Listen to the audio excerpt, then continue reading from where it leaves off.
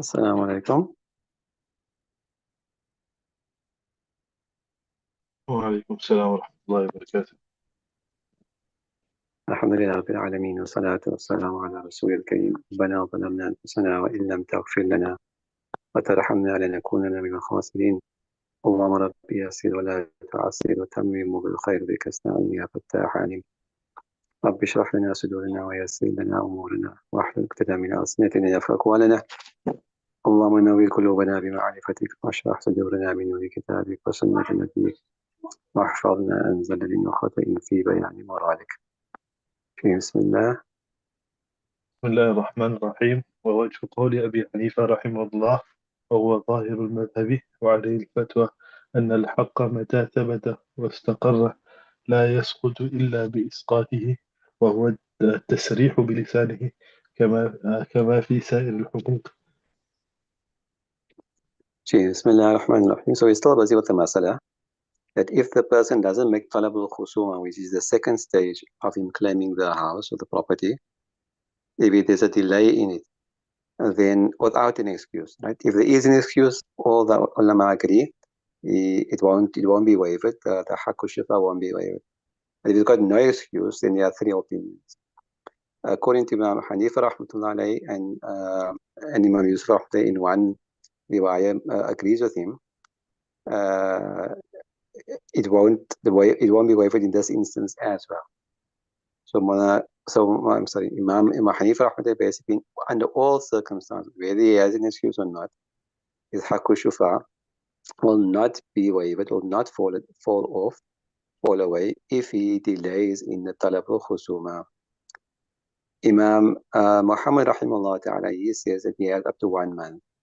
If he does not start judicial proceeding in 1 month, then it will be waived because 1 month is considered to be a long time. So that is sufficient time for that person to seek judicial intervention.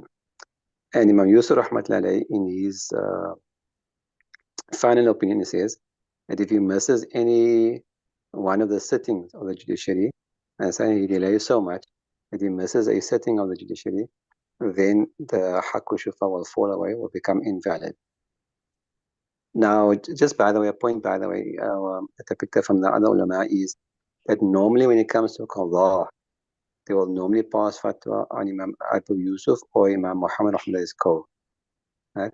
So although the author here has got the fatwa is upon Imam Abu Hanifa Rahmatullahi, it's possible, Wallah alam, it's possible that will be, meaning that if you go to a mufti, that's the fatwa he will give. But in the court, they will most likely pass fatwa, the judge will most likely pass a verdict in accordance to Imam Muhammad or Imam Yusuf. Why? Because Imam Abu Hanifa rahmatullahi refused a judicial position. And he was offered it and he refused. He was jailed for that. Okay? He was jailed for that and he was tortured for that as well. And however, both Imam Yusuf and Imam Muhammad rahimahullah ta'ala, both of them were judges in their time. And in fact, Imam Abu Yusuf was the first Chief Justice in Islam, Qadi al-Qudat, in his time. Anyway, so that's just an interesting point to keep in mind. Anyway, so those are the three opinions and the reasons of Sahibain. Now he's going on to Imam Hanifa. Why does Imam Hanifa says that even when he doesn't have an excuse and he delays, there's no reason to waive his haqqu shufa. So he says, وَوَجْهُ قَوْلِ أَبِي حَنِيفَةَ, and the reasoning of the opinion of Imam Hanifa, and this is the Zahir al-Madhab, this is the madhab on which the fatwa is given. وعلى الفتوى أن الحق متى ثبت واستقر, that when a haqq has become established and confirmed, then it can't fall away.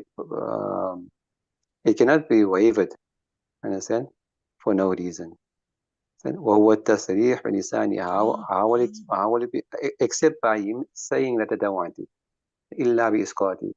It cannot be waived to become invalid unless he invalidates it, the person whose right it is. Now, how will he do so? وَالتَّصْرِيحُ بِلِسَانِهِ, by verbally stating so, that I'm no longer interested in this. I waive my right. I give up my right. كَمَا فِي سَائِرِ الْحُقُوقِ, as is the case in all other rights. وما ذكر من الضرر يشكل بما إذا كان غائبا. And that which they have mentioned, meaning صاحبين, with regards to causing harm to the mushtari, for example, this is difficult in a case where he is absent.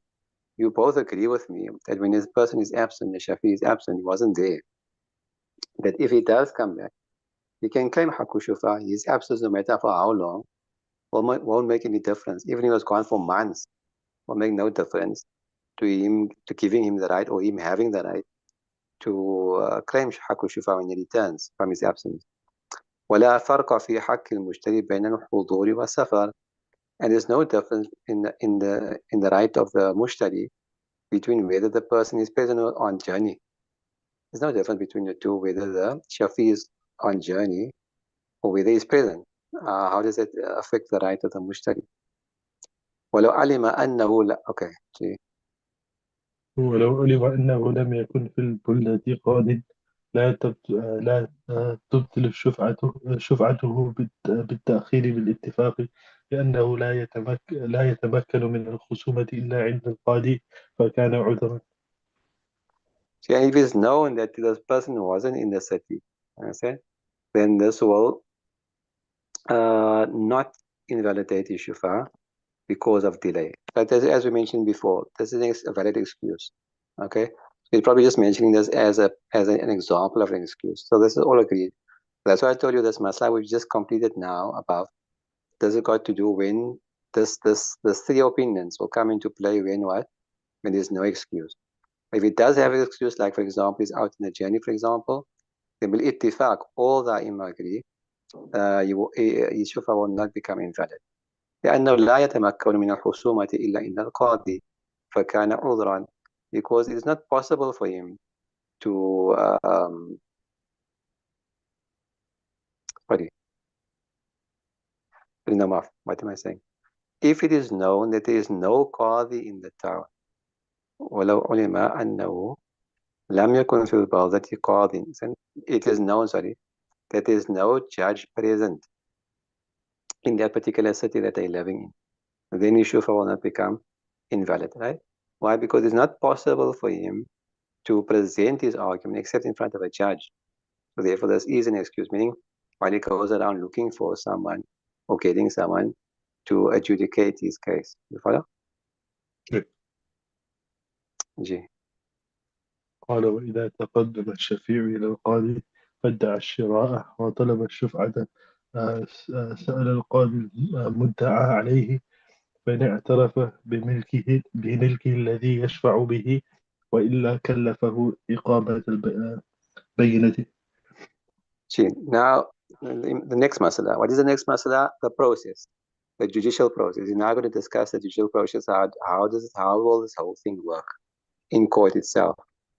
So he says, Imam Quduri Ahmed says, وَإِذَا تَقَدَّمَ الشَّفِي, if the shafi approaches the judge, فَادَّعَى الشِّرَاء, and he claims that the house was sold, which is obviously the cause, the sabab of shufa, not the sabab actually, but yeah, the sabab, sorry, the sabab of shufa, the illa is ittisab. طلب الشفعة وطلب الشفعة, and that he is claiming shufa, سأل القاضي المدعى عليه, the qadi will first inquire from the mudda alayh, right? Be it the mushtari or be it the ba'i, that is this the truth? Is this house being sold? And are you selling this house? Have you bought this house? In the case of the mushtari, فَإِنْ اعْتَرَفَ بِمِلْكِهِ الَّذِي يُشْفَعُ بِهِ, and if the person acknowledges, yes, he admits that it is in his possession, then that thing which for which shufa is being claimed, then فَبِهَا وَالنَّعِمَةِ. Understand the khabar is not mentioned there. So that's what it means. And then so be the case. He's admitted it, so there's nothing further to do. That's the end of it. Then the qadi will judge in favor of the shafi, and that's the end of the matter. وَإِلَّا, otherwise, meaning if he denies that, كَلَّفَهُ بِإِقَامَةِ الْبَيِّنَةِ, then in that case here, the qadi will uh, hold the shafi responsible for establishing proof. So he will have to establish proof of his claim because he's the mudda'i. And the mudda'a alayh, فَبَيِّنَةُ عَلَى الْمُدَّعِ. the mudda alayhi is refuting the claim. So therefore, the mudda'i must establish proof. The onus is on him.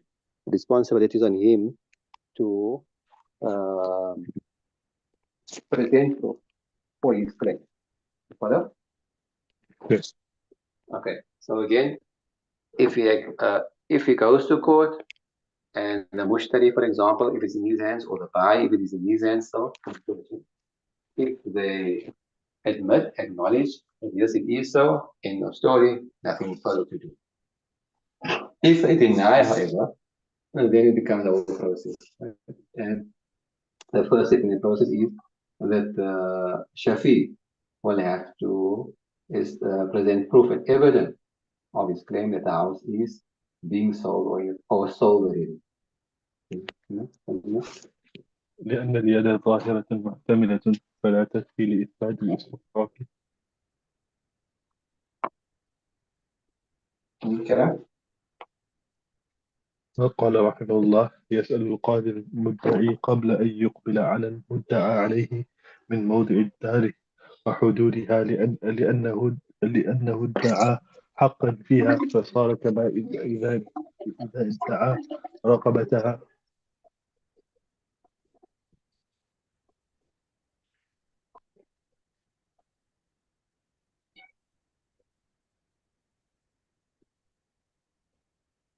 Okay, you still hear me? الجملة Can you hear me? Am I coming through? الجملة Okay, my thought I lost you there for a second. Right now what he's saying, why? لأن إليه لأنه اليد يد محتمل فلا تكفي لإثبات الاستحقاق. Why? يد means possession, then ملكية. Possession, sorry. Not ملكية, possession. Because possession, right? If it's in the possession of the buyer, or whether it's in the possession of the mushtari. It will probably make more sense here if we say the mushtari, right? The new owner. Because possession is ظاهر محتمل. It holds many possibilities. That's the simplest way I can translate it. Right? There are many probabilities or possibilities. Just because he has it in his possession does not mean that the sale took place. Could be renting it, could be borrowing it for a weekend, you could be using it for an event. You understand what I'm saying? So just because he has possession of it outwardly, it does not mean he has taken ownership of it. You follow?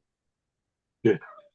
So there's doubt now here. Doubt comes about that you might say, okay, but now it's such an obvious thing. Uh, why would somebody be claiming something like that? Why would this guy be denying it? Understand? It's so obvious. He's got it in his possession. So what else can it be? You're saying there can be many other possibilities. Could be a rental. Could be a borrow the house for the weekend. Then he's getting some family over. And the guy agreed to loan in the house. He could be using it for an event. He's having a do or a khatam, for example, and so forth. Understand? And maybe that's a nice setting. That particular house has a nice setting, whatever. So you just use that property. You follow? Yeah. So many possibilities. Only there is only one possibility. So because there's doubt now, because of the contradicting claims, one is saying is so, other one is saying no, not so. So now we have to go about proving it. Why does this person have possession of the house? So the onus will be upon the Shafi. Where's your proof that he's taken ownership of it? فلا تكفي لإثبات الاستحقاق. So this is not sufficient. Just to say that, oh, but he's got it in his possession. That's not sufficient to establish استحقاق, to establish the claim to a right. Okay? It's not enough. Ownership is not enough to establish the claim to a right. Okay? Yeah. قال يسأل القاضي المدعي قبل أن يقبل على المدعي قبل أن then the qadi will ask the mudda'i, that is the shafi, before he before he accepts or before he turns towards the mudda'i, we will ask him concerning what? I'll ask him concerning the mawdi or dar, where is this house? وحدوده, what are its borders and limitations? Then describe it in other words. لأنه ادعى حقا فيها, because the Shafi is claiming a right in it. فصار كما إذا ادعى رقبتها. So it is as if he is claiming the actual house itself. Understand? Because obviously that haq of it is going to lead to him becoming the owner of it. Okay? So when he's actually claiming ownership of the house as such, understand, he must be able to obviously at least describe where the place is and what are its limits and so forth, what is borders and boundaries. وإذا بين ذلك يسأل عن سبب شفعته. And this is all to clarify everything. Right? So the place is the house is in the right place as you say. It is a house that is under dispute, correct, right? Okay, so you know what you're talking about. Now, number two, يسأل عن سبب شفعته. Okay, why, on what basis are you claiming shufa? Are you the partner? Are you the sharik في حق المبي? Or are you the neighbor, the jar? On what basis? لاختلاف أسبابه, because of its different أسباب. Like I just explained now. Are you following? Yeah. فإن قال, so if the Shafi responds by saying أنا شفيعها بدار لي تلاصقها, that I'm its Shafi because of a house which belongs to me, بدار لي, because of a house which belongs to me, that is neighboring it, that is adjoined to it, that is connected to it. In other words, I'm a neighbor because I'm claiming shufa بجوار. الآن تم دعواه. Now his da'wah will be completed. Now his claim will have been completed. So it might seem like obvious thing, but again, the whole purpose of Sharia is in any kind of dealings is to clarify the matter beyond any kind of doubt later on. Okay? So the Qadi will ask this, what might seem like funny questions, but he needs to establish the basics first. ثم دعواه على ما قاله الخصاب, according to what Imam Khassaf rahmatullahi has mentioned. وذكر في الفتاوى تحديد هذه الدار التي يشفع بها أيضا. In the fatwa, it has mentioned that he must also mention the boundaries of the house for which he is making shufa in. وقد بيناه في الكتاب الموسوم التجنيس والمزيد. And I've already explained it in the kitab, in the book, is the Sahib Hidaayah, Marghinani rahimahullah ta'ala radiallahu anhu, which is named At-Tajnis wal-Mazid. Okay? So one section of this has been printed in Pakistan, from what I found out. It's actually Imam Khassaf rahmatullahi was his ustad. The Khassaf which he mentions here, Zayn was his ustad. So his ustad had written a kitab and he wrote the commentary on it. You follow? Called Tajnis wal Mazid. So from what I was able to find out, one section of it has been printed in Pakistan. The Ibadah section has been printed in Pakistan and is available. Allah alam if any more. If the entire kitab is there. It was found. And entire kitab is a what you call what's the word for it now? In its original form, what do you call it? Not maktub, what's the name? Anyway, a copy of the whole kitab is available, but only one section of it has been made tahqiq on and printed according to modern means, inshallah. See. Okay. قال فإن عجز عن البينة استحلف المشتري بالله ما تعلم أنه مالك للذي ذكره مما يشفع به. If he is unable, فإن عجز, if he is unable to present proof. Now, that's what you were asking about yesterday. So it comes to the section now. What happens next? So al-yamin, al-bayinatu ala al-mudda'i wal-yamin ala al-mudda'a alayh.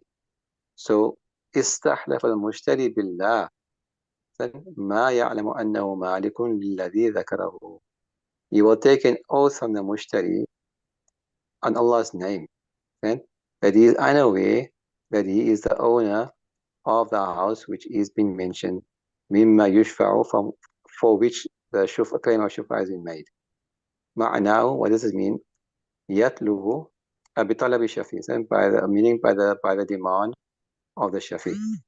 لأنه ادعى عليه معنى لو أقر به لازمه. Why? Because the shafi is claiming such a thing on him, and if he was to acknowledge it, then it would become compulsory for him to comply. ثم هو استحلاف على ما في يد غيره. Thereafter, it is also him taking an oath upon something which is in the possession of somebody else. فيحلف على العلم, so therefore, an oath will be taken upon knowledge. Okay, what is this all about? What they're saying is here, why must he say, Wallahi ma a'lamu? Then, why didn't he say, Wallahi, I'm not the owner? Understand? Why doesn't he just give us a straightforward statement? Why did he say, as far as I know, Wallahi, as far as I know, I'm not the owner? Why must he say that? Why must he mention according to his knowledge? So they're saying here that if a person is taking an oath for something which is binding on you, understand? Then you can say I am not or I am. But if you are taking an oath on something which is in the position of somebody else, then you can't speak with certainty. You can say as far as I know, because there might be something that you don't know, you are unaware of. As a result, you will be lying, taking an oath, and it will turn out to be a lie. You follow? Yeah. So therefore, you will be taking an oath that as far as he knows, he is not the owner of this particular house for which Shufa has been claimed. Okay, meaning that this is obviously in the case where the possession is still with the seller. Okay. فإنك لا, if he refuses, أو قامت للشفيع بينة, or thereafter some evidence does surface in behalf or in favor of the Shafi, in favor of the Shafi, ثبت ملكه في الدار التي يشفع بها وثبت الجوار فبعد ذلك سأله القاضي. So in both instances, if the mutta alayh refuses, or some evidence does eventually then surface in favor of the Shafi, in both instances, you will become the owner. His ownership will be established in the house. Whose ownership? The Mushtari. The Mushtari's ownership will be established in the house. He is actually the owner for which Shufa has been sought. وَثَبَتَ الْجَوَارِ, and also neighborliness will also be established. فَبَعْدَ ذَلِكَ, so then thereafter, the Qadi will ask, meaning the Mutta'alay will ask him again, هَلِ ابْتَعَ أَمْ لَا, was it bought or not? Meaning, did you buy it or not? Because remember, Shufa is only valid if the person purchased it, not if he received it as a gift or in lieu of Qatli Amad or something like that, or as a mahar, so on and so forth. Follow? So this also needs to be established. Did you You purchase it? broke up. I'm saying he has to ask him, did you purchase it? Because Shufa is only valid if a person bought the property. If he received it as a gift, or he received it as diya or mahar and so forth, then there's no Shufa in such a thing, right? Yeah. That's why he's going to ask him, okay, now we've established that you are in fact the owner. Did you buy it?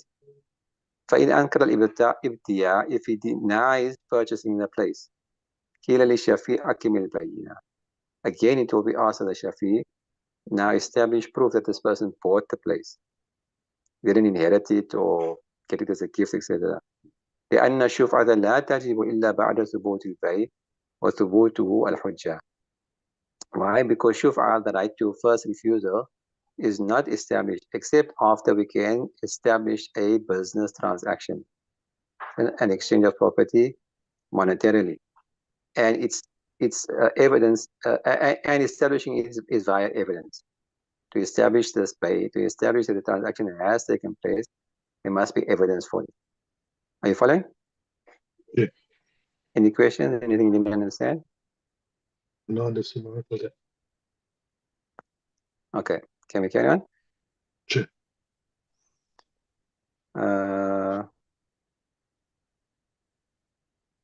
I think for in ajaza ana, if he's unable to do so, Mankudur Rahmatullah says, if he's unable to do so, for the Shafi, he can't establish, he can't prove purchase. Istahlaf al-mushtari billah, for the second time, the mushtari will be asked to take an oath on Allah Ta'ala's name. Mabta'a, that I didn't purchase it. Sinaya, he's not saying as far as I know. Mabta'a, I didn't purchase it. Or billahi, mastahaqqa alayya hadhihi dar. Or he says, Wallahi, this person is not entitled to this house, shuf'atan, min al-wajh alladhi dhakarahu, in the manner that he is claiming. فهذا على الحاصل والأول على السبب. Right? So this second oath is upon what was attained, what has transpired. And the first custom that he took was with regards to the sabab shufa. Okay? Yeah. You following? The first Sure. custom that he had to take was with regards to the sabab shufa. Are you the person that purchased the house? And this one is upon what has been attained. That was it purchased? What you call it? You did not purchase it. Understand? You did not obtain Yeah. it through a purchase. Where am I? Just lost the page. وال- إنا لله. والأول على السبب. فهذا على حسب والأول على السبب وقد استفينا الكلام فيه في الدعوة, and we have mentioned the discussion in full in كتاب الدعوة. وذكرنا الاختلاف بتوفيق الله تعالى, and we also mentioned the difference of opinion amongst the ulama was the tawfiq of Allah Ta'ala over there. وإنما يحلفه على البتات, and the only reason why he's been asked to take an oath with certainty here in this case, not as far as I know, not upon ilm, but that I did not. I said, oh, I did. Then you will be asked to take an oath with certainty, with certitude, لأنه استحلاف على فعل نفسه, because he's been asked to take an oath with regards to something which he himself did. So yeah, there's no nothing as far as I know. How can you not know what you did? You follow? Yeah. وعلى ما في يده إصالة, and also what is in his possession directly. For في مثله, and in such types of things where the person himself is involved, then يحلف على البتات, a person will be asked to take an oath with certainty, not upon ilm. Understood that? Sure. Okay, now it goes, the next discussion is who will they take to court? Understand? The above scenario, we just assume the mushtari was the main person. But here and I will discuss, it's possible that you can take the ba'i to court. It's possible that you can take the wakil of the ba'i or the wakil of the mushtari to court, or even the wasi, the executive of the estate to court, and so on and so forth. When and how and why, it'll all be discussed in the next discussion, inshallah. Any questions? Anything you didn't understand?